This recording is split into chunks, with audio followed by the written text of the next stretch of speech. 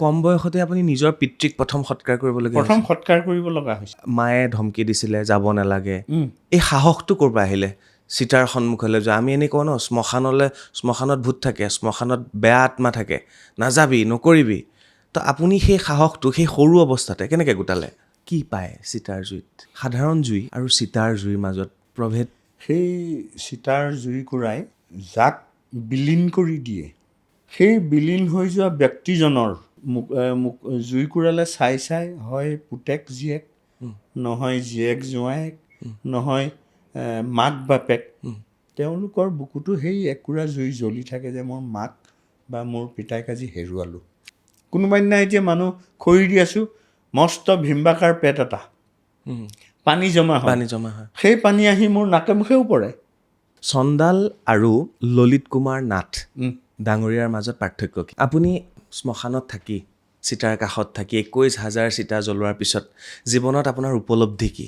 আপুনি চিতাৰ উঠোৱা সেই মৃতদেহত কেতিয়াবা অহংকাৰ দেখা পায়নে?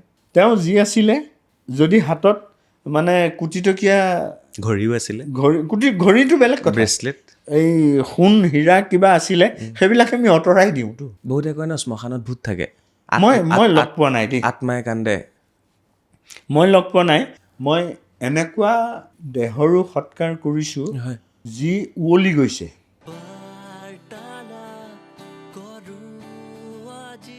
নমস্কাৰ, মই চক্ৰপাণি পৰাশৰ। চাবলৈ আৰম্ভ কৰিছে বাৰ্তালাপ।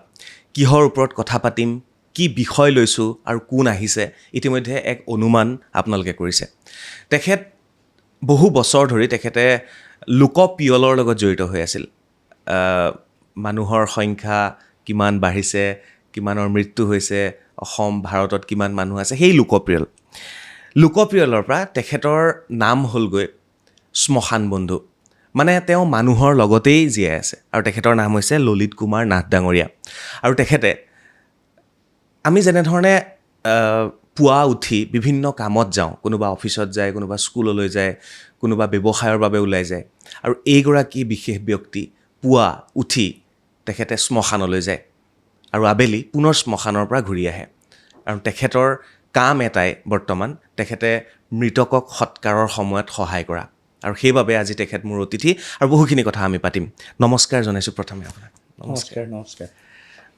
কি সুধিম কি নুসুধিম সেইখিনি আছে মোৰ পৰিকল্পনাত। তাৰ আগতে আপোনাৰ এখন কিতাপ, য'ত কবিতা আপুনি লিখে, কিতাপখন হৈছে পিঠিত প্ৰখৰ জেঠ। জেঠৰ আমি সূৰ্যৰ তাপটো গম পাইছোঁ।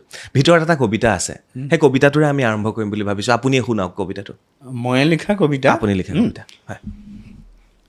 এই দুহাতেৰে মাথো, এই দুহাতেৰে ফুলৰ মালা গঠাৰ পৰা চিতা সজালৈকে কিনো নকৰাকৈ বাকী। তথাপি কণাই নাও বাই গালৈহে আকুলে, সমৃদ্ধিৰ সমল গোট নেখায়হে নেখায়। ফুল গাঠো দুহাতেৰে, চিতাও সাজো দুহাতেৰে, মাথো এই দুহাতেৰে। এই দুহাতেৰে তেখেতে ফুলো গুঠে, চিতাও সাজে, মৃতদেহো তেওঁ সেই চিতাত উঠাই দিয়ে, বাকী সৎকাৰৰ কামখিনি তেওঁ কৰে।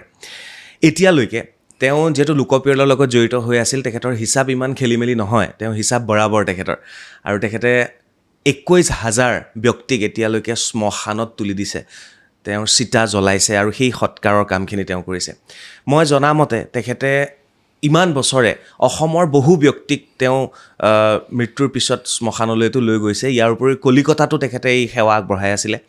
ভূপেন হাজৰিকাদেৱৰ পৰা জুবিন গাৰ্গলৈকে তেখেত প্ৰতিজন ব্যক্তিৰ প্ৰতিটো সত্তাক তেওঁ নিজ হাতেৰে সৎকাৰ কৰিছে। এই যে সত্তাসমূহ, মই যে নাম ল'লোঁ, ভূপেন হাজৰিকাৰ সত্তা, জুবিন গাৰ্গৰ সত্তা, এই সত্তাক সৎকাৰ কৰালৈকে, 21,000 মানুহক সৎকাৰ কৰালৈকে, মই প্ৰথম প্ৰশ্নটো এইটোৱেই, কিয় ভাল পায়, কি পায় এইটো কৰি? মোৰ এইটো ক্ষেত্ৰত কিছু আৱেগ আহে। মই যেতিয়া LP স্কুলৰ 2য় শ্ৰেণী পাইছোঁগৈ, এদিন ৰাতি হঠাৎ আমাৰ ঘৰত ভাত খোৱাৰ সময়ত হুলস্থুল লাগিছে কি, পিতায়েও ভাত খাবলৈ বহিছিলে, আমি কেইটাতো আছোৱেই। পিতাই এটা কাঁহ আহিছে আৰু মুখেৰে হুলুকা তেজ বৈছে। গোটেই মজিয়াখন মানে ৰঙা জবাৰ দৰে মজিয়াখন বিয়পি গৈছে, অকল ৰঙা তেজ। বাকীবিলাকে মায়ে বা অন্যবিলাকে হুলস্থুল কৰিছে, কি হ'ল, কিন্তু মোৰ এটা মনত ফূৰ্তি লাগিছে, বাহ, পিতাইৰ গাত ইমান তেজ আছেনে, মুখেদি তেজ ওলাই গৈছে, তাৰমানে পিতাইৰ গাত বহুত তেজ। মোৰ সেইটো ধাৰণা হৈছে, বুজিছোঁ। কিন্তু মই বুজি পোৱা নাছিলোঁ। কেইদিনমানৰ পিছত বুজি পাইছোঁ যে পিতাইক এটা মৰণ সদৃশ বেমাৰে মেৰিয়াই ধৰিছে, আৰু সেইটো হ'ল যক্ষ্মা। ঠিক তেনেকৈ 3 বছৰ মই LP স্কুল পাছ কৰি হাইস্কুলৰ প্ৰথম শ্ৰেণীটো পাইছোঁগৈ। ক্লাছ 4 পোৱাৰ 3-4 মাহমানৰ পিছতে পিতাইৰ মৃত্যু হৈছে। আৰু মৃত্যুৰ আগলৈকে কিছুদিন তেজটো বন্ধ হৈছিলে, কিন্তু পিতাইৰ পেটটো ভিম্বাকাৰ দি ফুলিছিলে, পানী জমা হৈছিলে। তাৰপিছত যিদিনা ঢুকাওঁতে ৰাতি ঢুকাইছে, আৰু ৰাতিপুৱাৰ লগে লগে আমাৰ সম্পৰ্কীয় যি 2-4জন ৰাতি আছিলে, আমি আছিলোঁ, প্ৰত্যেকে টানি আজুৰি পিতাইৰ ভেলটো বাহিৰত চোতালত থৈছোঁ। থোৱাৰ পিছতো প্ৰায় 3 ঘণ্টামানৰ ওপৰ হৈছে পিতাইৰ শৰীৰটো, মৃতদেহটো জ্বলাবৰ কাৰণে কোনো মানুহ গোট খোৱা নাই। দেউতাৰ আপোনাৰ মৃত্যু হ'ল, তাৰপিছত সেই মুহূৰ্তত আপোনাৰ বয়স কিমান আছিলে? মই LP স্কুলৰ পৰা পাছ কৰি হাইস্কুলৰ প্ৰথম ধাপটো পাইছোঁগৈ। ক্লাছ 4 পাইছোঁ। ক্লাছ 4। তাৰমানে ধৰি লোৱা তেতিয়া 6 বছৰ বা 5 বছৰত নাম লগাই দিছে। হাইস্কুলৰ এইটো কিমান 11 বছৰ আৰু 11.5 ইমান বয়স। মানে সৰুতে পিতৃক আপুনি হেৰুৱালে? পিতৃক হেৰুৱাইছোঁ। ঘৰত কোন কোন আছিল তেতিয়া আপোনাৰ? মোৰ মাহীমাৰ ল'ৰা এটা আছিলে, তাৰপিছত বাইদেউ 2জনী, ডাঙৰজনী বাইদেউ বিয়া হৈ গৈছে, সৰুজনী আছে, আৰু মোৰ ভাই এটা, সিমানেই। মানে কম বয়সতে আপুনি নিজৰ পিতৃক প্ৰথম সৎকাৰ কৰিব লগা হৈছে। আৰু প্ৰথম সৎকাৰেই নহয়, সৎকাৰৰ কাৰণে যিখিনি প্ৰয়োজনীয় ব্যৱস্থা, সেইটোত অলপ আঁসোৱাহ দেখি মই অলপ বিচলিত হৈ গৈছিলোঁ তেতিয়াই। আচ্ছা, তাৰপিছতে ৰাইজ আহিছে, অৱশ্যে 3 ঘণ্টামানৰ পিছত সকলো আহিছে, প্ৰায় ওচৰ পাজৰ এনেকৈ আহিছে আৰু। কিন্তু মই তেতিয়া দেখিছোঁ প্ৰত্যেকৰে মুখত, নাকত এখন গামোচা নহ'লে যিখন ধুতি পিন্ধি আহিছে, তাৰ এটা লোচেৰে সৈতে নাকটো বন্ধ কৰি আহিছে। মই বুজি পাইছোঁ তেতিয়া যে এইটো খুচৰা ৰোগ বুলি যে মই শুনিছিলোঁ, এইটো কাৰণে এইটো হৈছে। বাৰু যিয়ে হওক, সকলোৱে সহায় কৰিলে। সেই মোৰ আক্ষেপটো প্ৰথম আছিলে যদিও, কিন্তু যেতিয়া ৰাইজ আহিল, মোৰ আৰু সেইটো ধ্যান ধাৰণা নাইকিয়া হৈ গ'ল। আৰু তেতিয়া ইমান নলে চিন্তা কৰিব পৰা মোৰ বয়সো নাছিলে। বুজিছোঁ। সেইটোৱে কথা। তাৰপিছত আপুনি ডাঙৰ হ'ল, তাৰপিছতে আপুনি নহয়, তাৰপিছত সেইদিনাই যেতিয়া কোনো অহা নাছিলে, তেতিয়া মোৰ এটা মনত ধাৰণা হৈছে, যদি আজি কোনো নাহে, তেনেহ'লে পিতাইক ময়ে ক'ৰবালৈ দাঙি নিম আৰু সৎকাৰ কৰিম, যিটো মোৰ কাৰণে অবান্তৰ। মস্ত এটা শৰীৰ মৃত, সেইটো শৰীৰক দাঙি লোৱাটোতো প্ৰশ্নই নাই। তেখেতৰ পিতাইৰ হাতখন দাঙাৰো মোৰ তেতিয়া সক্ষমতা নাছিলে। তেতিয়া মই দৃঢ় ধাৰণা লৈছোঁ, তেতিয়াই খোপনি পুতিছে মোৰ অন্তৰত, যে যদি কোনোবা ব্যক্তিক সহায় কৰিব লাগে, মই এইটো কামতহে সহায় কৰিম। মোৰ সেইটোৱে আৰম্ভণি। আৱেগিক হৈ গৈছে। নাই, গম পাইছোঁ। কাৰণ এই মুহূৰ্তখিনি সেই পৰিয়ালটোৱে গম পায়, যেতিয়া মৃতকৰ সময়খিনিত মানুহৰ কি নাজল নাথল হয়, আগে যাবনে পিছে যাব, কাক কি ক'ব, সেইটো বহুত ভাল মানুহৰো এটা হৈ যায়। সেই মুহূৰ্তটোত মানে থিৰাং কৰিব লগা নোৱাৰে। একদম। মই আছে, বহুতখিনি প্ৰশ্ন আছে নাথ ডাঙৰীয়া। ঠিকে আছে আপুনি? মই ঠিকে আছে, এইটো ক'ব পাৰিম। মই সুধিম অ'কে মই 21,000 এই সংখ্যাটো কম নহয় 21,000 মানুহক আপোনাক বহুতে চণ্ডাল বুলিও কয় চণ্ডাল বুলি কয় কাৰণ সেই চিতাৰ সন্মুখত ৰৈ থকা চিতাৰ সন্মুখত মৃত ব্যক্তিজনক চন্দন কাঠ দিয়া খৰি দিয়া অগ্নি দিয়া বাকী নীতি নিয়মখিনি কৰা পূজাৰীৰ সৈতে একেলগে পৰিয়ালৰ মানুহক আৱেগিক হোৱা দেখা 21,000 সংখ্যাটো মই আপোনাৰ পৰা জানিব বিচাৰিছোঁ মই 21,000 হিচাপ কৰা নাছিলোঁ মই ঠিক ভূপেনদাৰ বা তেনেকুৱাত অলপ আগৰ পৰা যিখিনি কৰিছোঁ সেইখিনি মই এটা আনুমানিক এটা কৰিছোঁ কিয় মই গাঁৱত থাকোঁতে আপ টু ক্লাছ 10লৈকে বৰ বেছি নাই কৰা গাঁৱত তেনেকৈ মানুহ খুব কম মৰে কিন্তু তাৰ মাজে মাজে মোক প্ৰচণ্ড বাধা দিছিলে মায়ে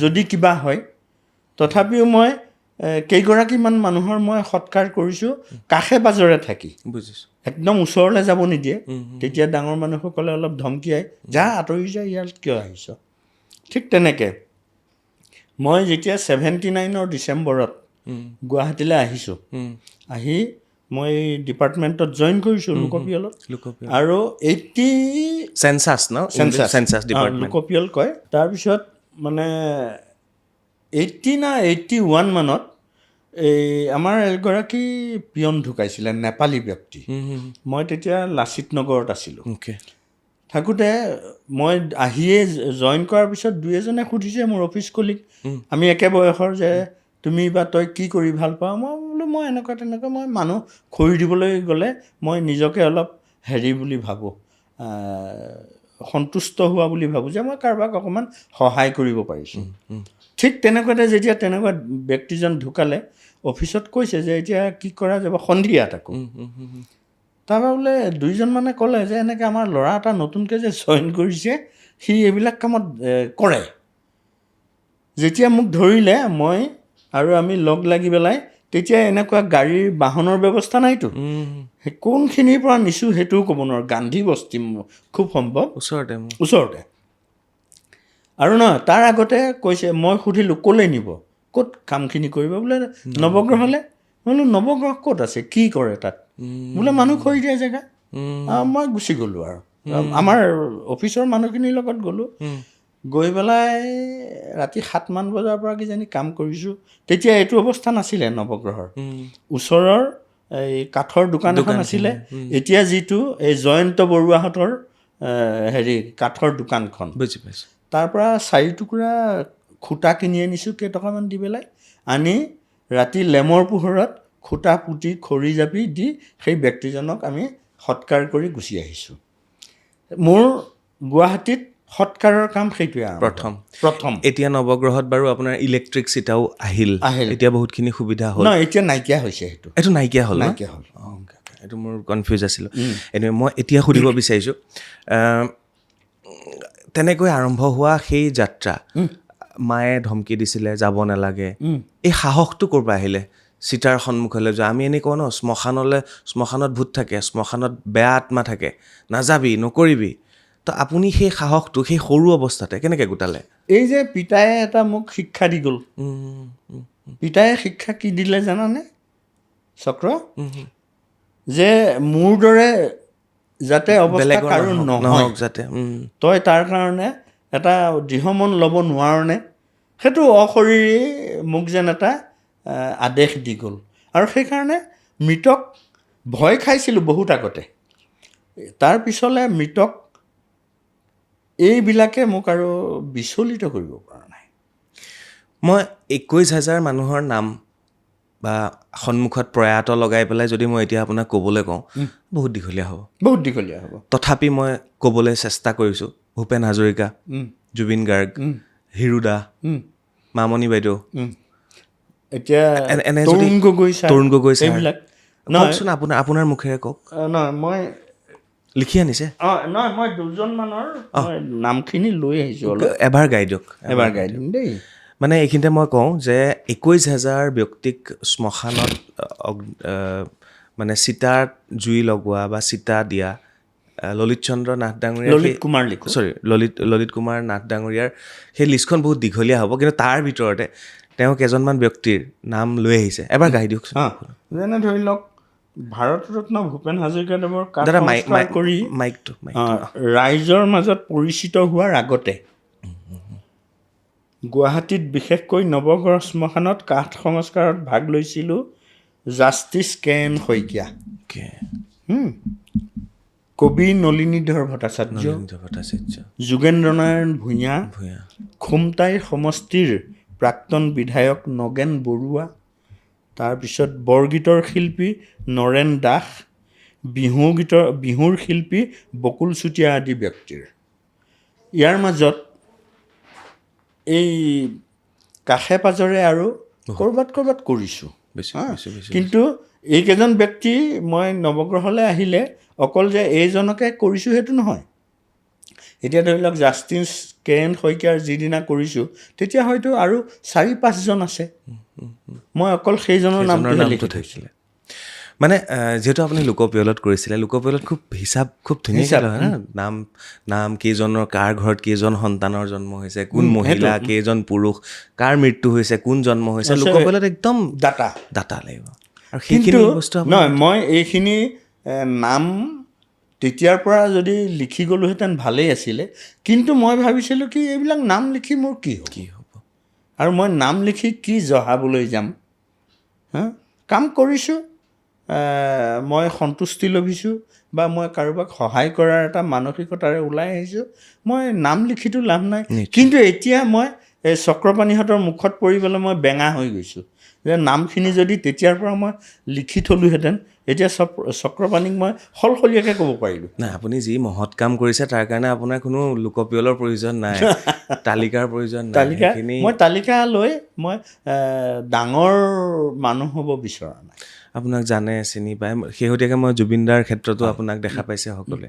মই এইবাৰ সুধিব বিচাৰিছোঁ, পুৱাৰ পৰা যেতিয়াৰ পৰা আপুনি অৱসৰ ল'লে চাকৰিৰ পৰা, 2017 লৈছে, সেই চাকৰিৰ সময়ত ৰাতিপুৱাই চাকৰিলৈ ওলাই যাব লাগে, তাৰ বাহিৰৰ সময়খিনিত আপুনি শ্মশানলৈ যাওঁ। এতিয়াতো আপোনাৰ সময় বহুত সময়, পুৱা ৰেডিঅ'টো শুনি আপোনাৰ আৰম্ভ হয় পুৱাটো, তাৰপিছতে আপোনালৈ যিকোনো ব্যক্তিৰ ফোন আহে আৰু মই গুচি যাওঁ। খালি বোলে প্ৰথমে সোধোঁ যে ক'ৰ পৰা আহিব, বোলে অমুকৰ পৰা, নাৰেংগীৰ মানুহেও ফোন কৰে ক'ৰবাৰ পৰা, বোলে আপুনি প্ৰথমে মোক চিতাখনৰ কাৰণে বুক কৰি দিয়ক। বুক কৰিব লাগে আজিকালি, বুক কৰিলোঁ, তাৰপিছত যদি আপুনি থাকে বোলে মোক থাকিবলৈ বুলি ক'ব নালাগে, মই উপস্থিত হ'মগৈ অলপ পিছত, তাতে থাকে, বাছ হৈ গ'ল। আৰু গোটেই দিনটো মোৰ যাত্ৰা আৰম্ভ হৈ গ'ল। এনেকৈ দিনটোত এতিয়ালৈকে কেইখন চিতা গোটেই দিনটোত আপুনি? মই 9গৰাকীকে কৰিছোঁ। 9গৰাকী এটা দিনত? এটা দিনত। মই অকণমান বেলেগ প্ৰশ্ন সোধোঁ। সেই চিতাৰ জুই কি পায়? চিতাৰ জুইত সাধাৰণ জুই আৰু চিতাৰ জুইৰ মাজত প্ৰভেদ? সেই চিতাৰ জুইকুৰাই যাক বিলীন কৰি দিয়ে, প্ৰত্যেকখন চিতাত এজনকতো বিলীন কৰি দিয়া যায়, হয় নহয়? সেই বিলীন হৈ যোৱা ব্যক্তিজনৰ জুইকুৰালে চাই হয় পুতেক জীয়েক, নহয় জীয়েক জোঁৱায়েক, নহয় মাক বাপেক, তেনেকুৱা পৰ্যায়ৰ ব্যক্তি আহে। তেওঁলোকৰ বুকুতো সেই একুৰা জুই জ্বলি থাকে যে মোৰ মাক বা মোৰ পিতাইক আজি হেৰুৱালোঁ। দুখন জুই সমানে জ্বলে, দুখন চিতা সমানে জ্বলে, কিন্তু চবতকৈ বেছি অগ্নিদগ্ধ হওঁ মই, যে মই আজি যাক এই অগ্নিত সমৰ্পণ কৰি পঠিয়াই দিলোঁ, তেওঁ কাৰোবাৰ ইমান আপোন, সেই ব্যক্তিজনক মই আজি বিলীন কৰি দিলোঁ। মই বেছি সেই অগ্নিকুৰাৰ তাপেৰে বেছি দগ্ধ হৈ যাওঁ। ইয়াত কোনো মানে আৱেগিক হওঁ, কিন্তু আৱেগ হ'লেতো সেই কামখিনি কৰা নাযাব, সেইটোৱে কথা। আপুনি আৱেগিক নে আপুনি প্ৰেক্টিকেল শব্দটো মই দুইটা। প্ৰেক্টিকেলটো ফাৰ্ষ্ট, প্ৰেক্টিকেলটো প্ৰথম, মানে হাতে কামে কৰা যিটো প্ৰেক্টিকেল মানে হাতে কামে কৰা মই হাতে কামে কৰি তেওঁক অগ্নিত সমৰ্পণ কৰিলোঁ। হাতে কামে মানে কি, মোক যেতিয়া মই ওলাই যাওঁ, মোৰ এযোৰ বগা কাপোৰ পিন্ধি যাওঁ সদায়, ওলাই গ'লে মোৰ ওচৰ পাজৰৰ মানুহে এই চণ্ডালটো গ'ল। তাৰপিছত এদিন মোক এজনে প্ৰশ্ন কৰিছে, আপুনি গৈ পেলাই কিনো কৰে, তাত গৈ কি কৰে? মানুহক খৰি দিয়ে আৰু তাৰ বাদেতো আপোনাৰ বেলেগ কাম নাই। মই বোলো অঁ, তাত চণ্ডালসকলে চিতা সাজে, ময়ো অলপ সহায় কৰি দিওঁ আগতীয়াকৈ গ'লে। তাৰ বাদে কি কৰোঁ মই শুনক। এই যে ব্যক্তিজনৰ, মৃত ব্যক্তিজনৰ নাকে মুখে তোলা সুমুৱাই থয়, কাণত, নাকত, মুখত, আপুনি দেখিছেনে নাই ক'ৰবাত? বোলে দেখিছোঁ। অঁ, মই তোলাখিনি আনৰ দৰে মই খৰিকা বা বাঁহ লগাই পেলাই মই ঘুকটিয়াই উলিয়াই নানো। হাতেৰে কাণৰ, নাকৰ সমস্ত তোলা উলিয়াওঁ। মুখত ডাক্তৰে ভৰাই দিয়া তোলাবিলাক মই হাতেৰে উলিয়াই আনো।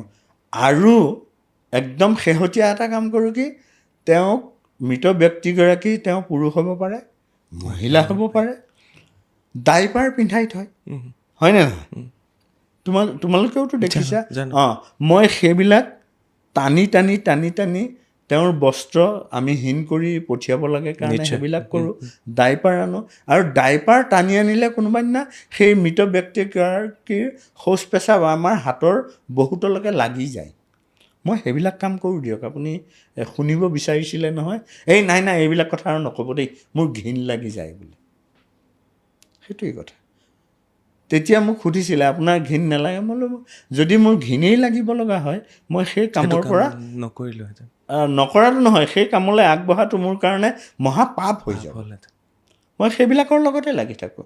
মই বুলি নহয়, এতিয়া চণ্ডালসকলে যিবিলাক কাম কৰি থাকে, মইতো আৰু সদায় যাব নোৱাৰোঁ, কিন্তু তেওঁলোকেও সেই তেনেকুৱা কামেই কৰে।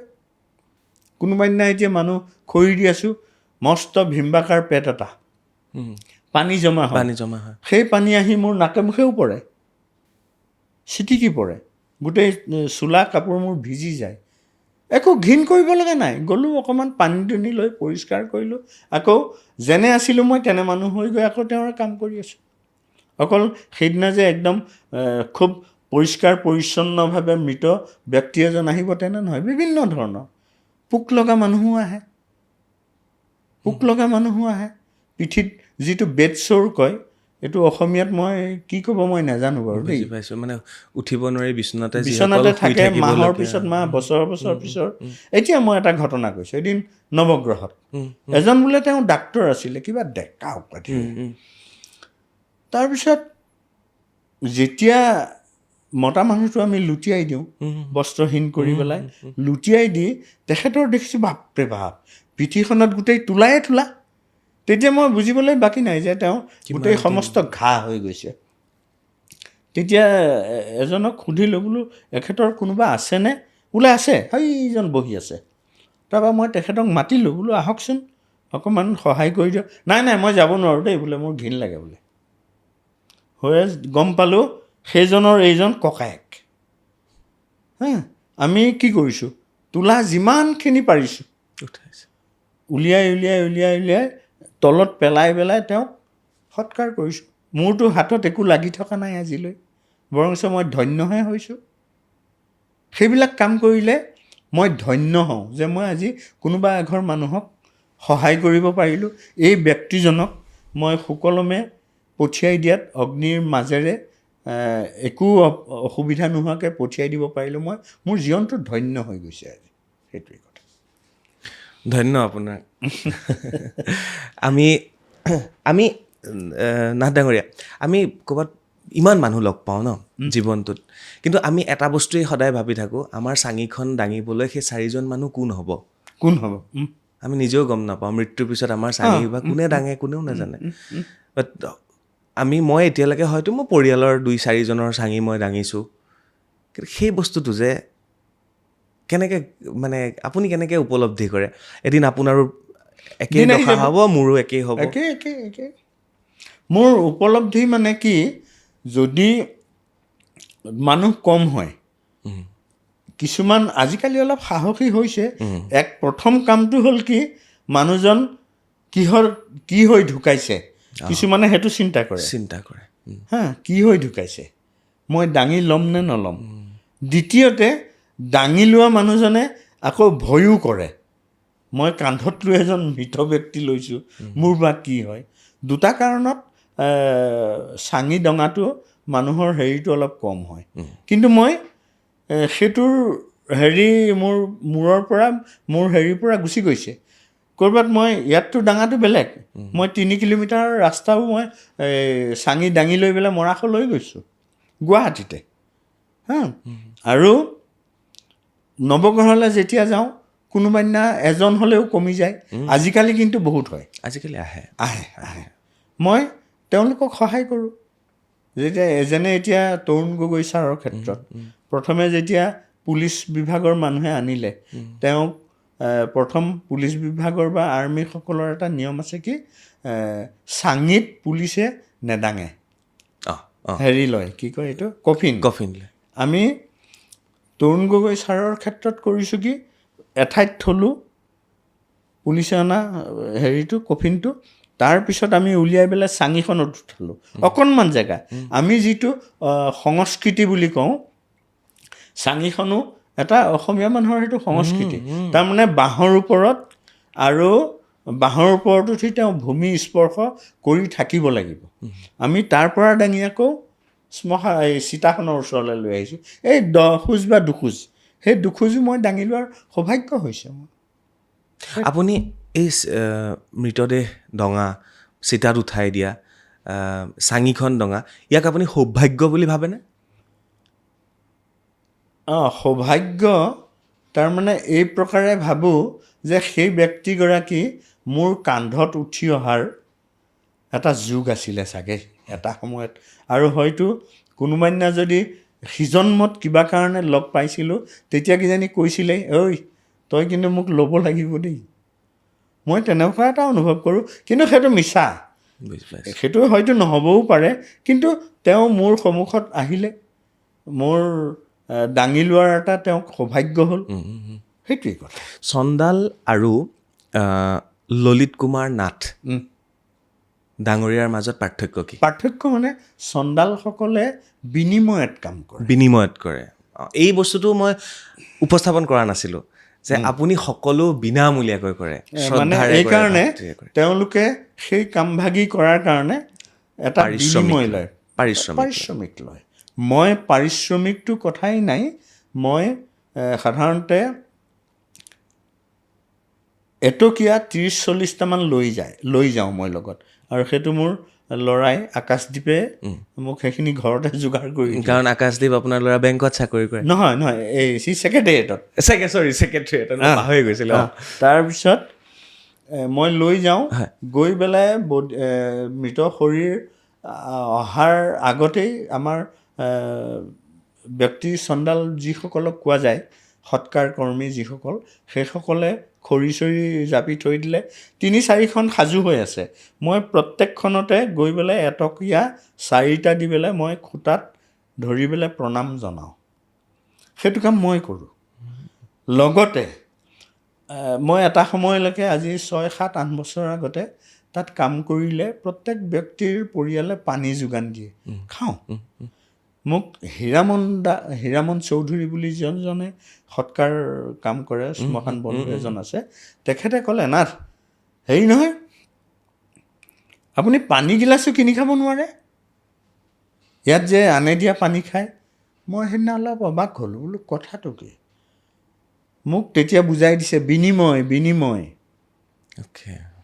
আপুনি বিনিময় কৰিছে এইটো মই সেইদিনাখনৰ পৰা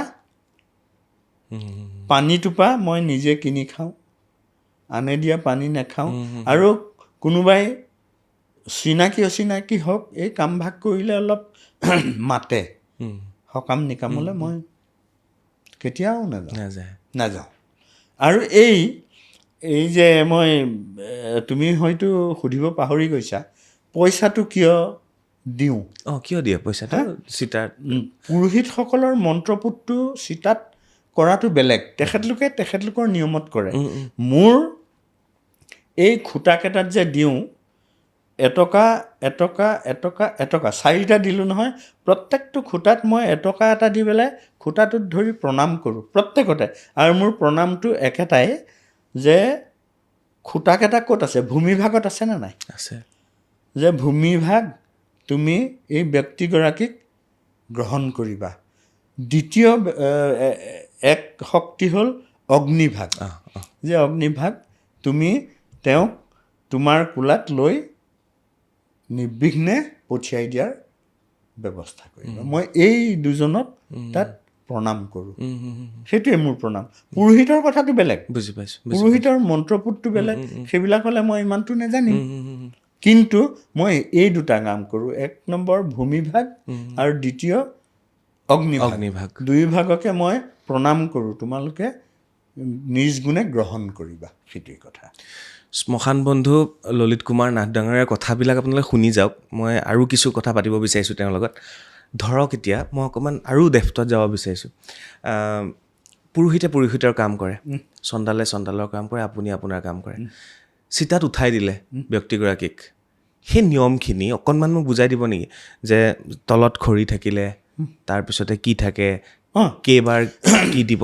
মানে 7 ঠাক হয়, হয়, 7 ঠাক খৰি আমি 5 ঠাকতে সাধাৰণতে উঠাওঁ, কিন্তু আজিকালি কৰোঁ কি 6 ঠাক কৰি দিলে বডি শৰীৰ ভাগ অলপ লৰচৰ কৰা বা অলপ কিবা কিবি কৰাত অলপ সুবিধা হয়, আৰু ওপৰত এজাপেই দিয়ে। সেইটোৱে আৰু। তাৰপিছতে সদায় মৃতদেহক বিবস্ত্ৰ কৰি পঠিওৱা হয়, কাৰণ একো হাতত একো থাকিব নোৱাৰে, একো নাই। নহয়, তাৰ মাজত কথা আছে। আমি যদিও বিবস্ত্ৰ কৰোঁ, আমি কোনোবা ঘৰ গৃহস্থক সুধিলে বিনয়েৰে সোধোঁ যে আপোনালোকেতো জানেই আমি এনেকৈ পঠিয়াওঁ, বোলে নহয় আমি আৰু আপোনালোকক হাতযোৰ কৰিছোঁ, অন্ততঃ এইখিনিত যদি অকণমান বস্ত্ৰ দিয়ে আমি বৰ সুখী হ'ম। আমি একদম কোনো উল্টা চিধা কোনো তৰ্কই নকৰোঁ। তাৰমানে সেই ঘৰখনৰ যিটো সন্মান সেইটো আমি একদম ৰক্ষা কৰি যাওঁ। আপুনি সদায় দেখি আছে 21,000 চিতা আপুনি জ্বলাইছে। আমাৰ দেহটো, আমি জানো আমাৰ দেহটো আমাৰ পানী খেতিয়ক তেজ মৰুত বুম সকলোৰে পৰিপূৰ্ণ। মই এতিয়া এনেকৈ সুধিব বিচাৰিম, কোনোবাই কয় ন চুলি নখ এইসমূহ নজ্বলে? জ্বলে, কোনো নাথাকে। অগ্নিয়ে কাকো এৰি নিদিয়ে, অগ্নি আৰু মানুহজননো কি তেজমঙহৰহে শৰীৰ, হয় নহয়? সেই জুইকুৰা লগোৱাৰ লগে লগে যদি মূৰৰ ফালে আগতীয়াকৈ জ্বলি গৈছে, চুলিখিনি নাইকিয়াই হ'ল। আৰু নখটো এটা বেলেগ বস্তু নহয়, দেহত লাগি থকা বস্তু, এনেই নাইকিয়া হৈ যাব। তাত খালি আমি শেষত অস্থি হিচাপে কি পাওঁ, যিখিনি হাড়ৰ ভস্ম, হাড়ৰ ভস্ম, ভস্মও নহয়, হাড় জ্বলে, কিন্তু হেৰি নহয়, আমি যদি গুড়া কৰি নিদিওঁ ঠিক তেনেকেই থাকে। সেইটোৱে কথা। কিছুমান ভাঙি নাইকিয়া হৈ যায়। আৰু লাও খোলাটো ভাঙি গুচি গ'ল, এই চকল হৈ অকণ থাকে। সেইখিনিকে আমি এই যে পুৰোহিতে বা কোনোবাই কয় যে হেৰি কৰিব দেই, তেখেতৰ অস্থি মূৰৰ পৰা আনিব, ভৰিৰ পৰা আনিব, আমি চিনি পাওঁ। অস্থি 3টা জেগাৰ পৰা আনে, ক'ৰবাত হয়তো বিচাৰি নাপাবও পাৰোঁ, কিন্তু মূৰৰ খোলাটো যেতিয়া পুৰা যায়, সি অলপ এটা বেলেগ ধৰণৰ হেৰি নহয়, লাও খোলা যিটো, সেইটো অকণ থাকেতো, সেইটো চিনি পাওঁ। সেইটো আমি লৈ আহি চুঙাত ভৰাই দিওঁ আৰু সসন্মানেৰে প্ৰণাম জনাই তেখেতলোকক কওঁ যে আপোনালোকৰ এই ব্যক্তিগৰাকীৰ অস্থিখিনি আপোনাক অৰ্পণ কৰিলোঁ। আপুনি শ্মশানত থাকি, চিতাৰ কাষত থাকি 21,000 চিতা জ্বলোৱাৰ পিছত জীৱনত আপোনাৰ উপলব্ধি কি মানুহ হিচাপে এইটো মুহূৰ্তলৈকে? এটাই উপলব্ধি, কোনো ব্যক্তি তেওঁ চোৰ ডকাইতৰ পৰা ওপৰলৈ যিমান পৰ্যায়লৈ যাব পাৰে তেনেকুৱা ব্যক্তি হ'ব পাৰে, কিন্তু মৃত্যুৰ পৰা কাৰো নিষ্কৃতি নাই, গত্যন্তৰ নাই। গত্যন্তৰ নাই। কোনোবা সাৰিব পাৰিব নি মৃত্যুৰ পৰা?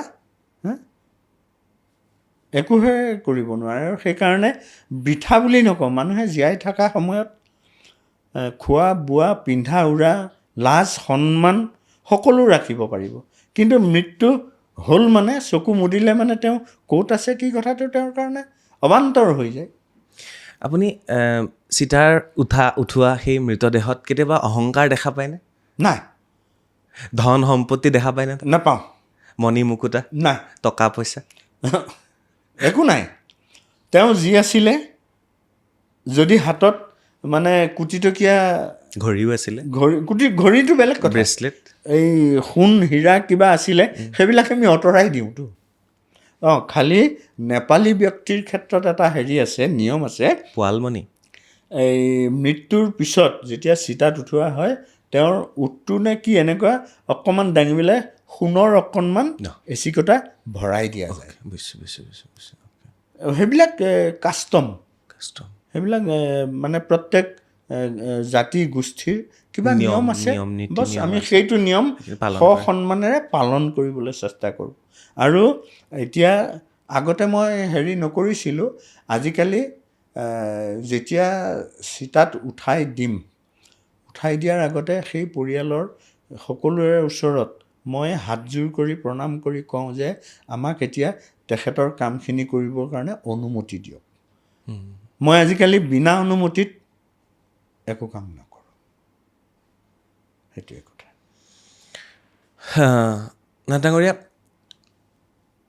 এতিয়াও বহুত সময় আছে আপোনাৰ হাতত, বহুত সময় আছে, বহুত মানুহ আপোনাৰ বাবে হয়তো ৰৈ আছে। নহয়, এতিয়া সেইটো কেনেকৈ ক'ম? কিন্তু আপুনি এই কাম কৰিয়ে গৈ থাকিম। যিদিনা দেখিম যে মই উঠিব নোৱাৰা হৈছোঁ, তেতিয়া আৰু নাই আৰু, কিন্তু মই গৈ থাকিম। এতিয়া মোৰ ভালকৈ মনত আছে, আজি হ'ল কেইবছৰমান হ'ল, এদিন মই আগদিনাখনৰ পৰা মোৰ পেটৰ অসুখৰ কাৰণে মই ক'তো ওলোৱা নাই। পিছদিনা ফোন এটা আহিলে, সেইটো নৱগ্ৰহলৈ আহিব লগা নাছিলে যেনিবা।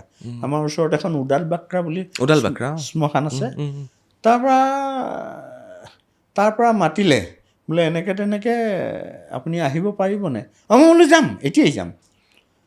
ঘৰত মোৰ মানুহগৰাকীয়ে সুধিছে, আপুনিতো বাৰে বাৰে বাথৰুমলৈ গৈ আছে, কেনেকৈ যাব?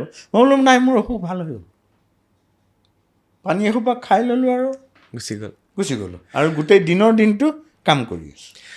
আমি শ্মশানৰ পৰা আহিলে আমাক গেটৰ সন্মুখতে বা নঙলাৰ মুখতে বা জপনা সন্মুখতে জুমুঠি পুৰি দিয়ে, শিলগুটি এটা পুৰি দিয়ে। এইখিনি আপুনি সদায় কৰে? কৰোঁ। এইখিনি কামৰ কাৰণে বিশেষকৈ যেতিয়া ল'ৰাটো থাকে আকাশদ্বীপ, সি পানী যোগাৰ দিয়ে, ছোৱালী পাহিয়ে দিয়ে, ভণ্টি আছে শকুন্তলা, তাই দিয়ে।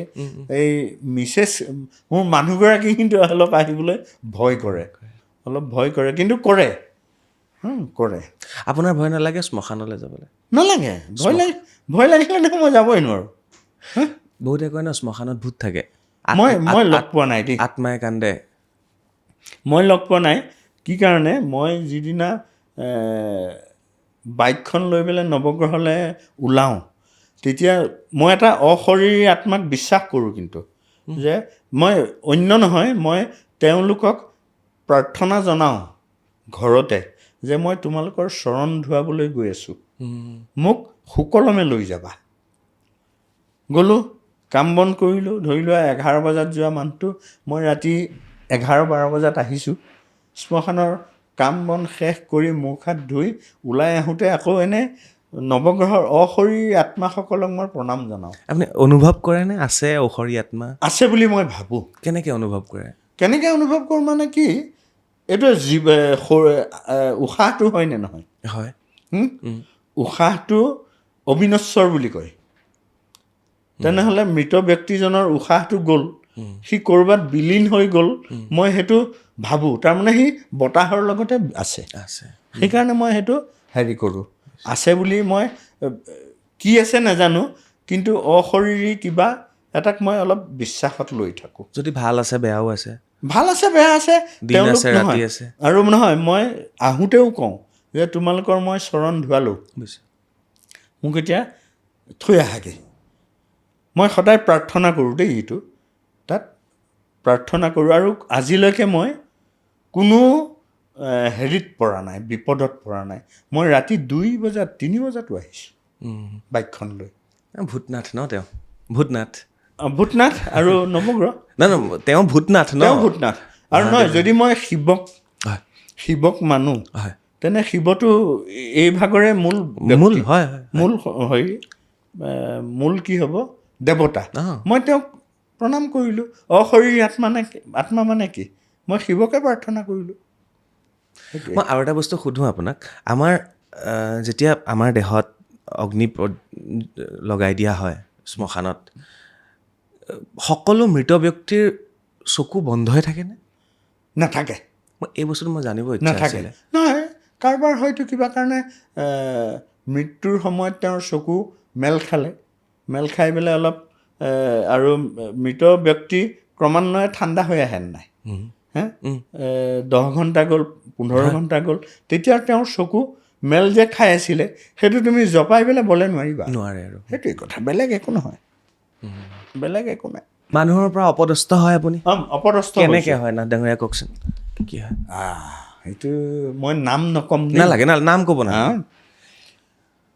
এবাৰ এঘৰ মানুহলৈ গ'লোঁ গৈ পেলাই মানে তেখেতৰ মৃত্যু হোৱাৰ 2-3 ঘণ্টা পাৰ হৈ গৈছে আৰু গাড়ী আহিও সাজু হৈ আছে আমি মানুহবিলাক গোট খাই পেলাই স্বৰ্গৰ তলত আছে তেওঁৰ ঘৰটো ফ্লেটত ছমহলীয়া নে কিমানৰ ওপৰত তেওঁ তাত ঢুকাইছে আমি আনিবৰ কাৰণে অলপ হেৰি কৰিছোঁ কাৰণ মানুহবিলাক প্ৰত্যেকৰে জীয়াই থকা মানে কাম আছে নে নাই মৃতজনৰহে কাম নাই কিন্তু মৃতজনৰ কাম কৰি পেলাই মানুহবিলাক আকৌ মুক্ত হ'ব লাগিব নে নাই আমি সেইটো কাৰণে আনিবলৈ অলপ যো-জা কৰিছোঁ তেতিয়া তেওঁলোকৰ পৰিয়ালৰ ছোৱালী ল'ৰাই মানে আনিব নিদিয়ে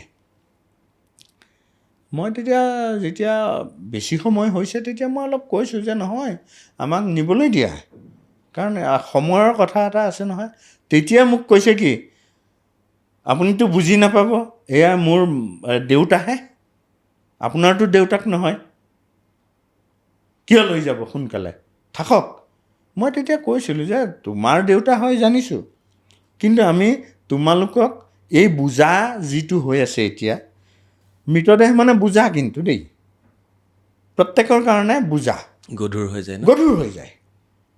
হৈ যায় তেতিয়া তেওঁলোকে ছোৱালী দুজনীয়ে মোক অলপ বেয়া ব্যৱহাৰ কৰিছিলে যে আপোনালোকেতো নাজানে সেয়া মোৰ দেউতা নিবলৈ ওলাই আছে দৌৰা দৌৰি কৰি আছে আপোনালোকে মই বোলো চোৱা দৌৰা দৌৰি মই মোৰ কাৰণে কৰা নাই তোমালোকৰ কাৰণে কৰিছোঁ আৰু মৃত ব্যক্তি যদি তোমালোকে ৰাখি থ'ব পাৰা ৰাখি থোৱা আমাৰ কি আছে তেতিয়া তেওঁলোকৰ পৰিয়ালে কোনোবাই বুজাইছে তেওঁ কিন্তু দুয়োগৰাকীয়ে মোক কটু কথা কৈছিলে আৰু মই সেইটো কটু কথা বুলি ভবা নাই মই আশীৰ্বাদ বুলি ভাবিছোঁ কিয় যে এইবিলাক কামলৈ আহিলে তেতিয়া মোৰ উপলব্ধি কৰিছোঁ যে এইবিলাক কামলৈ আহিলে অকল কাৰোবাৰ পৰা যে সদনামেই পাম সেইটো নহয় কটু কথা শুনাৰো যুগ থাকিব পাৰে নাথ ডাঙৰীয়া প্ৰত্যেক মানুহেই জানে এদিন আমাৰ মৃত্যু হ'ব তথাপিও আমাৰ মাজত সেই অহংকাৰ লোভ কাম ক্ৰোধ মোহ এইবিলাকে যে বসতি কৰে এই বস্তুটোক আপুনি কেনেকৈ ভাবে মই একো নাভাবোঁ কাৰণ মোৰোতো লোভ মোহ আছে ময়োতো ধন সম্পত্তি বিচাৰোঁ নাথাকিলে ভালকৈ থাকিবলৈ বিচাৰোঁ জীয়াই থকা কেইদিন আৰু জীয়াই থকা কেইদিনত আচলতে জীয়াই থকাটো এটাতো মোহ জীয়াই থকাটোৱে মোহ কোনোবাই মোক যদি কৈ দিয়ে এই তোৰ মৰিবলৈ হোৱা নাইনে মোৰ কিন্তু পটকৰে খং উঠি আহিব আৰে মই মৰিবই বিচৰা নাই তই কেলৈ এনেকৈ কৈছ সেইটোৱে কথা কিন্তু শেহতীয়া যিটো হয় সেইটো প্ৰত্যেকেই মনত ৰাখি অকণমান লোভ মোহ আৰু আনক টানি আজুৰি খোৱা আনক আঘাত দি খোৱা কাৰোবাৰ পেটৰ ভাতমুঠি মৰাৰ চিন্তাটো অলপ কম কৰাটো ভাল নিশ্চয় মই একেবাৰে শেষৰ ফালে আহিছোঁ কেইটামান শব্দ সুধিম আপোনাক সেই শব্দকেইটাৰ সঠিক ব্যাখ্যা আপুনিহে কৰিব পাৰিব যেন মোৰ অনুভৱ হয় চাওঁ সম্পৰ্ক মানে কি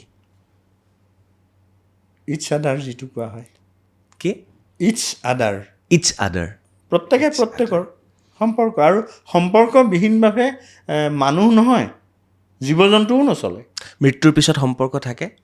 মৃত্যুৰ পিছত সম্পৰ্ক শাৰীৰিকটো নাইকিয়া হয়, কিন্তু মানসিক যিটো সম্পৰ্ক সেইটো মোৰ এতিয়া পিতাই ঢুকাইছে নহয়, পিতাইৰ লগত মোৰ এতিয়া সম্পৰ্কটো মানসিকভাৱে হৈ আছে। আৰু মোৰ পিঠিত যেতিয়ালৈকে এচপৰা মাটি নপৰিব সেই মুহূৰ্তলৈকে পিতাইৰ লগত মোৰ মানসিক সম্পৰ্কটো থাকিবই। মৃত্যুৰ 3 দিনৰ পিছত তিলনি, ব্ৰাহ্মীণ মানুহখিনিয়ে চতুৰ্থা পাতে, তাৰপিছতে 10 দিনত দহা, 11 দিনত কাজ, মাহেকীয়া, ছমহীয়া, বছৰেকীয়া, তাৰপিছত মানুহে পাহৰি যায়। তাৰপিছত সেই ফটোখন লাগি থাকে, ফুল এডাল থাকে, ফুলৰ মালা এডাল থাকে, কেতিয়াবা কেতিয়াবা শ্ৰাদ্ধ পতা হয় বছৰেকীয়া, সিমানে। মানে কি হয়, প্ৰথম কথা হ'ল মৃত্যুৰ পিছত চোৱা কিবা কিবি এটা থাকে আৰু সেইখিনিৰ পৰা মুক্তি পাবৰ কাৰণে অকণমান প্ৰাৰ্থনাৰ আয়োজন হয়, নাম গুণৰ আয়োজন হয়। আৰু তুমি ধৰি লোৱা 100জন মানুহ মাতি লৈ আহিছা, 100জন মানুহে গোটেই দিনটো তোমাৰ ঘৰত থাকিব, লঘোণে ভোকে তুমি পঠিয়াই দিবা নেকি? সেইকাৰণে ভাতমুঠিৰ ব্যৱস্থা, জা জলপানৰ ব্যৱস্থা, বেলেগ একো নাই। আপুনি ক'লে মৃত্যুত চোৱা, জন্মটো চোৱা, মৃত্যুটো চোৱা, কিয়? মৃত্যুৰ চোৱাটো মানে কি, এই ধৰি লোৱা যিঘৰ মানুহৰ ব্যক্তিগণ ঢুকায়, তেওঁ কিবা কিবি বেমাৰ আজাৰ এনেকুৱা হৈ ঢুকাব পাৰে, হয় নহয়? তাৰ কাৰণে পৰিষ্কাৰটোকে আমি চোৱাৰ পৰা পৰিষ্কাৰলৈ আনিছোঁ, চাফ চিকুণ যিটো, তেওঁৰ যাতে স্মৃতিবোৰে আমাক আৰু জন্মৰ ক্ষেত্ৰত আমাৰ চেৰাশালীৰ মালিতা বুলি কয় নহয়, সেই চেৰাশালী এগৰাকী মাতৃয়ে যেতিয়া সন্তান জন্ম দিব, সমস্ত বিভিন্ন প্ৰকাৰে তেওঁ দিয়ে, তাৰপিছত তেওঁক অন্ততঃ 10-12 দিনলৈকে তেওঁৰ পৰিষ্কাৰ কৰোঁতেই যিখিনি মহিলাৰ হয় সেইখিনি পৰিষ্কাৰ কৰিব লগা হয়। সেইটোৱে। শেষৰ ফালে আহিছোঁ আৰু মই আপোনাকনো কি ক'ম, আপুনি যি কাম কৰি আছে নিস্বাৰ্থভাৱে। মই আৰু এটা কওঁ দেই, কওক। জুবিনৰ মই এইটো থাকি গ'ল, ভূপেনদাৰ সময়ত আছোঁ, অকণমান মনত পেলাই দিয়ক আকৌ। ময়ো আছিলোঁ তেতিয়া, মই ৰিপৰ্টিং কৰি আছিলোঁ। ভূপেনদাৰ ক্ষেত্ৰত মই গৈছোঁ আগদিনা, তাৰমানে যিদিনা খৰি দিম তাৰ আগদিনা কিবা কাৰণে গ'লোঁ, ইয়াতে ফিল্ডত, জালুকবাৰীত মই তাত গৈছিলোঁ। তাৰপিছত তাত এগৰাকী অসম গভৰ্ণমেণ্টৰ কোনোবা এজন বিষয়া আছিলে চাগে দেই। মই গৈ পেলাই চালোঁ, এইখিনি এনেকৈ কৰিব লাগে, এইখিনি এনেকৈ কৰিলে ভাল, তেতিয়া মানে প্ৰিপাৰেশ্যনটো চলি আছে। তাৰপৰা মোক কৈছে, আপুনি ক'ৰ পৰা আহিছে? নহ'লে মই এনেকৈ অমুকৰ পৰা আহিছোঁ, আপুনি এইবিলাক কাম জানে নেকি? মই বোলো অলপ কৰি থাকোঁ। তেনে আপুনি কাইলৈ আহিব, মই আপোনাক পাছ এখন মোৰ এজন ল'ৰাৰ হাতত দি থ'ম। পিছদিনা মই ৰাতি 3:45 মানত নে 3:30 মান বজাত বাইক লৈ তালৈ গৈছোঁ। গৈ পেলাই যিটো ঢিপ বনাইছিলোঁ সেইটো চাওঁতে দেখোঁ অলপ কাষত কাঠ আচলা অলপ এৰি আছে, যিজন কণ্ট্ৰেক্টৰে কাম কৰি আছিলে তেওঁক মই দেখুৱাই দিলোঁ, বোলো এইখিনি কৰক। ঠিক অলপ পিছতে দেখিছোঁ এজন পুলিচ বিষয়া গৈছে। পুলিচ বিষয়া মই দেখিলোঁ, পুলিচ বিষয়া এজনৰ লগত যিজন মানে কি যায়, হোমগাৰ্ড নহয়, ছিকিউৰিটি এজন মানুহ যায় নহয়, এজন যাদৱ বুলি ল'ৰা এজন, যাদৱ নাথ, সি আকৌ আমাৰ গাঁৱৰে। সেই তেতিয়া পোহৰ হৈ আহিছেতো, সি আঁতৰৰ পৰা দেখি পেলাই মোক মানে মূৰ দুপিয়াইছে। ঠিকে আছে। তাৰপিছত সেইজন আছিলে তেতিয়াৰ IGP GP সিং আছিলে, যিজন এতিয়া ডাইৰেক্টৰ কিহৰ, এতিয়া CRPFৰ ডাইৰেক্টৰ। তেখেতে মোৰ পৰা অলপ কামৰ বুজ ল'লে, দাদা কামখিনি ঠিকে আছে, কিবা লাগিব নেকি? মই নালাগে ছাৰ, যদি প্ৰয়োজন হয় হ'ব। তেখেত গ'ল, ঠিক 15 কি আধা ঘণ্টামানৰ পিছতে দেখোঁ যে এতিয়াৰ যিজন চিফ মিনিষ্টাৰ হিমন্ত বিশ্ব শৰ্মা গৈ উপস্থিত হৈছে। তেওঁ মোক দেখিয়ে দাদা আপুনি আহিলে বৰ ভাল হ'ল আৰু মই নিশ্চিন্ত হ'লোঁ আৰু বোলে এতিয়া। তাৰমানে আগৰ পৰা মোক দেখি আছে সৌৰভ চলিহা বা কাৰোবাৰ কাম কৰি থাকোঁতে ভূতনাথত দেখেতো কিবা আৰু প্ৰয়োজন আছে নেকি? মই বোলো একো প্ৰয়োজন নাই, সকলো বস্তু ঠিকে আছে। যদি কিবা প্ৰয়োজন হয় মই আপোনাক ক'ম, আপুনিতো থাকিবই। মই থাকিম, কিন্তু মই এতিয়া যামগৈ। সেইখিনি নজৰ কৰি তেখেতে গুচি গৈছে। এইটো কথা মই অলপ এইকাৰণে ভাল পাওঁ যে আজিলৈকে মই বিশেষকৈ ধৰি লওক সৌৰভ কুমাৰ চলিহাৰ কওক আৰু তেনেকৈ 2-4জন ব্যক্তিৰ, তেতিয়া তেওঁ হিমন্ত বিশ্ব শৰ্মা মন্ত্ৰী, তেওঁ কিন্তু কাৰ্পণ্য নকৰে। যেনে ভূপেন্দাৰ ক্ষেত্ৰত যেনেকৈ গৈছে, ভূতনাথলৈ সৌৰভ চলিহা দেৱক কাম কৰি থাকোঁতেও তেখেত গৈ উপস্থিত হৈছে, বিভিন্ন। আৰু জুবিন গাৰ্গৰ ক্ষেত্ৰত বাৰু মই পিছলৈ আনিমেই। হিমন্ত বিশ্ব শৰ্মা ডাঙৰীয়াৰ সেই মহানুভৱতাটো মই কিন্তু নতশিৰে স্বীকাৰ কৰোঁ। তেওঁ যায় দায়িত্ব বাৰু। আৰু তেওঁ কিজানি মই নগ'লে নহ'ব বা মই গৈ যদি এবাৰ নাচাওঁ, ঠিক তেনেকুৱা এটা মনোভাৱেৰে তেওঁ গৈ পেলাই উপস্থিত হয়। তেনেকুৱাতো মন্ত্ৰী আৰু বহুতেই থাকে। আজিলৈকেতো মই তেনেকৈ গৈ পেলাই উপস্থিত হোৱা দেখা নাই। বুজি পাইছোঁ। সেইকাৰণে তেখেতক ধন্যবাদ মই দেই। নিশ্চয়। জুবিন গাৰ্গৰ ক্ষেত্ৰতো আপুনি তাতে আছিলে, তাতে আছে সেই মুহূৰ্তত অকণমান একদম চমুকে তাৰমানে মোক আগদিনা জুবিন গাৰ্গৰ ক্ষেত্ৰত কাম কৰাৰ কাৰণে অসম চৰকাৰৰ পৰা দায়িত্ব প্ৰদান কৰিছে। আৰু দায়িত্বটো মোক 3:43 নে কিমানত, আপোনালোকে জানেই অসমৰ এগৰাকী প্ৰথিতযশা কবি আৰু পুলিচৰ উচ্চপদস্থ বিষয়া পাৰ্থসাৰথী মহন্তই ফোন কৰিছে। ফোন কৰি পেলাই ক'লে, দাদা কাইলৈ আপোনাক এই দায়িত্বখিনিৰ কাৰণে দায়িত্ব ল'বলৈ এইমাত্ৰ আমাৰ মিনিষ্টাৰসকলৰ মাজতো আপোনাৰ নামটো উত্থাপন হৈছে, মই আপোনাক জনালোঁ।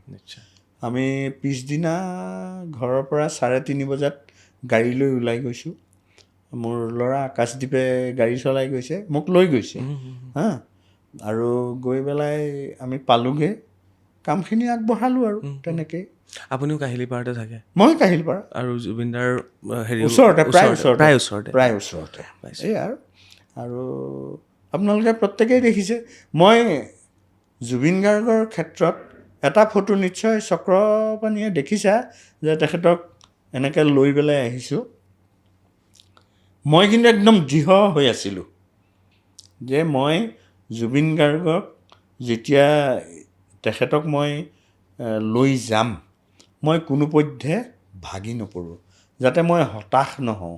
মোৰ যাতে যিখিনি আৱেগ সেইখিনিয়ে যাতে মোক কোনোপধ্যে ব্যথিত কৰিব নোৱাৰে। কিন্তু কি হ'ব, অলপমান কান্ধত লৈ পেলাই ওলাই আহোঁতেই কেতিয়ানো মোৰ মুখখন মেল খাই গ'ল কান্দোনত, মই ক'বই নোৱাৰিলোঁ। তাৰমানে মই আৱেগিক হৈ গ'লোঁ। আৰু মই তেতিয়া ভাবিছোঁ, আৰে মই মোৰ কান্ধত কাক লৈ আহিছোঁ? জুবিন গাৰ্গ হয়, কিন্তু মোৰ তেতিয়া ধাৰণা হৈছে, যেতিয়া মোৰ কান্দোনটো ওলোৱাৰ আগত আৰে মই মানে ভাৱ হৈছে, আৰে মই কাক লৈ আহিছোঁ? জুবিন গাৰ্গক লৈ আহিছোঁ। এনেকুৱা এটা ধাৰণাৰে মোৰ কান্দোনত মুখখন মেল খাই গ'ল। নাথ ডাঙৰীয়া, এই যে সত্তা মই আৰম্ভণিত কৈছিলোঁ, ভূপেন হাজৰিকাৰ সত্তা, জুবিন গাৰ্গৰ সত্তা, সৌৰভ চলিহাৰ সত্তা, এই যে এই ব্যক্তিসকল যিসকল ব্যক্তিক আমি ঈশ্বৰৰ তুল্য বুলি কওঁ, ঈশ্বৰৰ পুত্ৰ বুলি কওঁ, তেওঁলোকৰ আত্মাৰ কথা কি ক'ম? তেওঁলোক ঈশ্বৰৰ আত্মা, তেওঁলোকৰ দেহা ইমান ধুনীয়া। জুবিন দেহাটোতো বিলীন হৈ যাব, ইমান ধুনীয়া জুবিন। সেইকাৰণে মানে দেহটো সেইকাৰণে মাটি কয়তো। ভূপেন হাজৰিকা কম ধুনীয়া, মাটিৰ মানুহ যে কোৱা হয়, সেইটো কাৰণে। মাটিৰ মানুহটো এতিয়াৰ কোনোবা বিশেষজ্ঞই কোৱা কথা নহয়, সেইটো কত যুগৰ পৰা প্ৰচলিত হৈ আছে। এই আমি মাটিৰ মানুহ, তই কি কথা ক, আমি চবেই মাটিৰ মানুহ, সেইটোৱে শব্দটো। এতিয়া মোৰ সৌভাগ্য হৈছে যেনে মই আমাৰ জ্ঞানপীঠ বঁটা বিজয়ী দুগৰাকী, মামণি বাইদেউ আৰু নীলমণি ফুকন ছাৰ নীলফুকন ছাৰ দুয়োকে পাইছোঁ দুইকে পালে আপুনি দুয়োকে পাইছোঁ কিন্তু নীলমণি ফুকন ছাৰৰ ক্ষেত্ৰত মোৰ এটা বেলেগ ধৰণৰ অভিজ্ঞতা এইকাৰণে তেখেতক ভূতনাথত দিয়া হৈছিলে ভূতনাথত দিয়া হৈছিলে মোক আনিছুজ্জামান আৰু 2-4গৰাকীয়ে ফোন কৰিছে ললিত আহা মই বোলো ক'লৈ নিব এতিয়াওতো গম পোৱা নাই বোলে ভূতনাথ ভূতনাথলৈ আনিলেই মই খুব জোৰেৰে গৈছোঁ আৰু বাইক চলাই গৈ পেলাই দেখোঁ চিতাখন তাৰ এজন চন্দালে সাজিছে কিন্তু মোৰ চিতাখন পচন্দ হোৱা নাই আৰু পচন্দ হোৱা নাই বেলেগ কথা তেখেতক মই এটা অসমীয়া বুলি শব্দ এটা আছে নহয় মই সেই ব্যক্তিজনক মই বেলেগৰ হতুৱাই শেষ কৰোৱাৰ মোৰ চিন্তা মগজুত নাই সেইকাৰণে গৈ পোৱাৰ লগে লগে আনিছুজ্জামান তাৰপিছত শামীম আখতাৰ এইসকলে নীলমণি ফুকন ছাৰৰ ল'ৰা অমিতাভ ফুকনক ক'লে যে এই অমিতাভ চোৱা মই যে মাতিছিলোঁ ললিত নাথ এই আহিছে তেওঁলোকেও আগবাঢ়ি আহিলে বৰ ভাল হ'ল ভাল পালোঁ এতিয়া কওক আপোনাৰ কথা মই বোলো মই এতিয়া প্ৰথম কথা হ'ল মই কামখিনি কৰিম কিন্তু মোৰ তেখেতলৈ সাজি থোৱা চিতাখন মোৰ পচন্দ হোৱা নাই তেনে ঠিক আছে ঠিক কৰা তেতিয়া সৌৰভ নামৰ নেকি চন্দাল এজন আছিলে তাৰ দেই ভূতনাথৰ বিহাৰী নে কি নাজানো এনেকুৱা কিন্তু সলসলীয়াকৈ অসমীয়া কয় তাক ক'লোঁ মই বোলো চোৱা তুমি সাজিছা তোমাক মই হাতযোৰ কৰিছোঁ মই চিতাখন মোৰ ধৰণে সাজি ল'ম বোলে হ'ব মই খালি সহায় কৰিম তাৰপিছত যেতিয়া মই চিতাখন ঠিক ঠাক কৰি সাজিছোঁ সেই তেতিয়া চন্দালজনে কৈছে বাহ মই আপোনাৰ পৰা দেখোন শিকিব লগা আছে আৰু নীলমণি ফুকন ছাৰৰ গোটেই কামখিনি মই অকলশৰে কৰাৰ সৌভাগ্য হ'ল যিটোৱে মোক এতিয়াও মানে নীলমণি ফুকন ছাৰে যেন মোক আশীৰ্বাদ দি আছে সেইটোৱেই কথা আপুনি কৈ থাকিলে মই শুনিয়ে ভাল লাগিছে সেইকাৰণে মই শুনি আছোঁ বেছি প্ৰশ্ন কৰিলে যাতে আপোনাৰ মানে কথাবিলাকত বিধি পথালি নহয় সেইকাৰণে মই মানে বেছি মাজত আৰু চোৱা মই এনেকুৱা দেহৰো সৎকাৰ কৰিছোঁ যি উৱলি গৈছে মই তেনেকুৱা তিনিটা দেহৰ সৎকাৰ কৰিব পাৰিছোঁ এটাত হৈছে ভূতনাথত কৰিছিলোঁ বেনাৰসৰ পৰা আহি ইয়াত BSFত ক'ৰবাত কাম কৰি আছিল নাগালেণ্ডত তেওঁ ৰেলত এক্সিডেণ্টত ঢুকালে ৰেলৰ তলত পৰি পেলাই তেওঁক যেতিয়া ভূতনাথলৈ লৈ আহে কাঠৰ বাকচত লৈ আহিছে কাঠৰ বাকচত লৈ আহিছে দুৰ্গন্ধৰ অন্ত নাই গুণটো বেলেগ মই গুণ সহ্য কৰিব পৰা হৈছোঁ মোৰ সেইকণ হেৰি হৈছে এতিয়া মই ইমান গভীৰলৈ বা গধুৰ হ'ব পাৰিছোঁ মোক গোন্ধে বাধা নকৰে মানুহৰ দেহৰ গোন্ধ থাকে সাংঘাতিক তাৰপিছত তাৰ এজন বিষয়া নে কোন নামি আহিছে যে আপ কৰেংগে মই কৰি দিম আপোনালোকে নিশ্চিন্ত থাকক মই আৰু হিন্দীত এতিয়া কোৱা নাই অসমীয়াত কৈ আছোঁ তাৰপিছত তেওঁক উঠাই দিছোঁ কাঠৰ বাকচটো যে সেইটো খুলিব পৰা অৱস্থাত নাই আৰু তাত যেতিয়া মই তাৰ ওপৰৰ পলিথিনটো খুলি দিছোঁ ডাঙৰ ডাঙৰ মাখি এই যে শৰীৰটোৰ গোন্ধত সেই মাখি আহিছে মই মোৰ গামোচাখনেৰে অকল মাখিৰ পৰা মই পৰিত্ৰাণ পাবলৈ গামোচাখন মই মাৰি লৈছোঁ তাৰপিছত উঠাই দিছোঁ আৰু জুই ধোঁৱাৰ লগে লগে চব বিলীন হৈছে আৰু মাখিও নাইকিয়া হৈছে কম বয়সত যিসকলৰ মৃত্যু হয় চিপ জৰি লৈ যোনে মৃত্যুবৰণ কৰে দুৰ্ঘটনাত যাৰ মৃত্যু হয় সেই নশ্বৰ দেশসমূহ সেইসমূহৰ বিষয়ে অকণমান কওক আপুনি সেইসমূহ আমাৰ গাঁৱততো আগতে চিপ জৰি লোৱা বা বিষ খাই মৰা মানুহৰ নকৰিছিলে সদাহ নকৰিছিলে কিন্তু আজিকালি সেইটো নাই তালৈ লৈ যায় কৰি দিওঁ কামখিনি কৰি দিওঁ কিন্তু মই সেই মৃত ব্যক্তিজনৰ মুখলৈ নাচাওঁ তাৰমানে কিয় তুমি ইমান সুন্দৰ দেহ এটা লৈ আহিলা আৰু নিজক তুমি নাইকিয়া কৰি পেলালা কষ্ট মোৰ হ'ল কষ্ট মোৰতো হ'বই কিন্তু তুমি এইটো কাম কৰিব নালাগিছিল মই সেইটোৱে ক'বলৈ গৈছোঁ ইমান এটা মানৱ জীৱন তুমি অলপ যেনিবা মানসিক ক'ৰবাত কষ্ট পাইছা তোমাক যেনিবা তোমাৰ ভাল পোৱা ছোৱালীজনীয়ে এৰি দি বেলেগ এটালৈ গুচি গ'ল, তুমি চিপ জৰীডাল কেলৈ ল'ব লাগে? তেনেকুৱাতো আৰু এজনী ছোৱালী আছে তোমাৰ কাৰণে হয়তো অপেক্ষা কৰি আছিলে, তুমি তাৰ কাৰণে মৰিব লাগে। এনেকুৱা ধাৰণা কৰি পেলাই মই সেই তেনেকুৱা ব্যক্তিসকলৰ মুখলৈ নাচাওঁ। সেইটোৱে কথা। কেতিয়াবা চিতাৰ জুইকুৰা সপোনত দেখা পায়? আগতে অলপ পাইছিলোঁ, আজিকালি মই আহি গা পা ধোৱাৰ পিছতে ক'তনো কি কাম কৰি আহিলোঁ, কেইজন কৰি আহিলোঁ, সমানে ওলাই যায়। সমানে ওলাইছে। শেষৰ ফালৰ প্ৰশ্ন, চন্দালে ক'লা কাপোৰ পিন্ধে? নিপিন্ধে। নিপিন্ধে? নিপিন্ধে। সেইটো সেই টিভিত দেখায়? নহয়, টিভিত মানে সেই যে কি আমাৰ কোনোবা এজন ঢুকাওঁতে যে আৰু চন্দালটো ভাওনা সবাহে এনেকুৱা এটা কৰি দিয়ে, চন্দাল মানে মৰা মানুহ কৰি দিয়ে মানে বিপৰ্যয় মানুহ, বিপৰ্যয় জমৰ দূত বুলি ভাবে। জমৰ দূত বুলি ভাবে। নহয়, চন্দাল আচলতে পবিত্ৰ ব্যক্তি। পবিত্ৰ ব্যক্তি, নিশ্চয়। আৰু চন্দাল মানে কিজানি ললিত নাথক শ্মশান বন্ধু বুলি কয়, কিন্তু মোতকৈ চন্দালসকল আৰু বেছি ওপৰৰ। মই মাহটোত কিমান খুব বেছি 15 দিন যাওঁ, কিন্তু চন্দালসকলে প্ৰত্যেক দিনেই 3-4জনকৈ কৰি থাকে।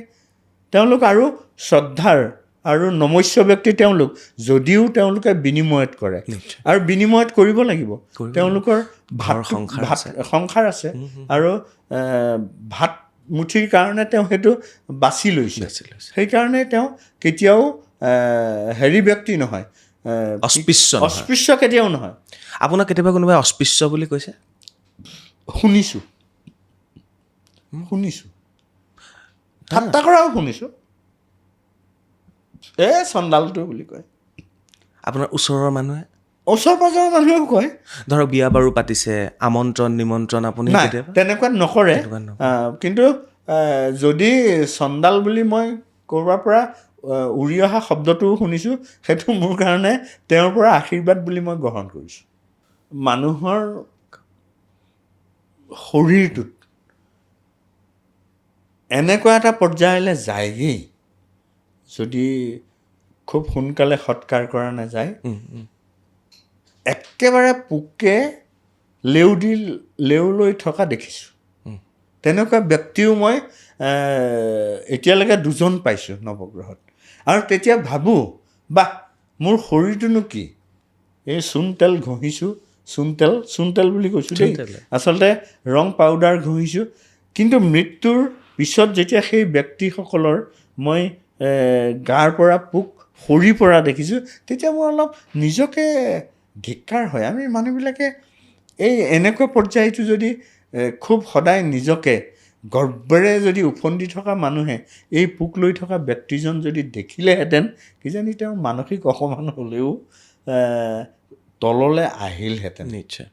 তেওঁ মানুহক কেনেকৈ সন্মান কৰিব লাগে জানিলে, দুখীয়া ভিক্ষাৰী উচ্চ নীচ এইবিলাক পাহৰি পেলাই কিজানি হেৰি হ'ল। বহুত বহুত ধন্যবাদ ললিত কুমাৰ নাথ ডাঙৰীয়া। আজিলৈ বিদায় লওঁ, আমি আকৌ লগ পাম। আপোনাৰ এই বহুত আপুনি যি কৰ্ম কৰি আছে তাৰ বাবে আপোনাক সকলোৱে মনত ৰাখক, ঈশ্বৰে আপোনাক আৰু শক্তি দিয়ক, সেয়া আশা কৰিছোঁ। আৰু এয়া আছিলে শ্মশান বন্ধু ললিত কুমাৰ নাথ ডাঙৰীয়া। মোৰ খুব ভাল লগা এটা অনুষ্ঠানৰ ভিতৰত এইটো এটা অনুষ্ঠান হৈ থাকিব। বহু ৰাজনীতিবিদ, বহু চেলিব্ৰিটি, বহু ব্যক্তিক লগ পালোঁ। মই খুব এই বছৰটোত কৰা 2টা অনুষ্ঠানৰ বিষয়ে ক'ম। এটা হ'ল এজন এম্বুলেঞ্চ চালকৰ লগত মই এটা অনুষ্ঠান কৰিছিলোঁ, সেই অনুষ্ঠানটো, আৰু আজি শ্মশান বন্ধু ললিত কুমাৰ নাথ ডাঙৰীয়াৰ সৈতে কৰা এই অনুষ্ঠান 2টা মোৰ জীৱনৰ খুব পৃথক অনুষ্ঠান হৈ থাকিব। বহুত বহুত ধন্যবাদ। আজিলৈ বিদায় লৈছোঁ। পৃথক বুলি যে চক্ৰপাণীয়ে ক'লে, মই বেলেগ এখন চাৰ্টিফিকেট পাই নাই। বহুত শিকিবলগীয়া আছে। এই গৰ্ব অহংকাৰ এইবিলাকৰ পৰা আমি দূৰত থকাৰ আঁৰতেই এই ব্যক্তিসকলৰ কথা বাৰ্তাবোৰ, আচলতে এই বাৰ্তালাপ চাব, শ্বেয়াৰ কৰিব আৰু বুজি পাবলৈ চেষ্টা কৰক নিজক, আমি কোন আচলতে। Thank U.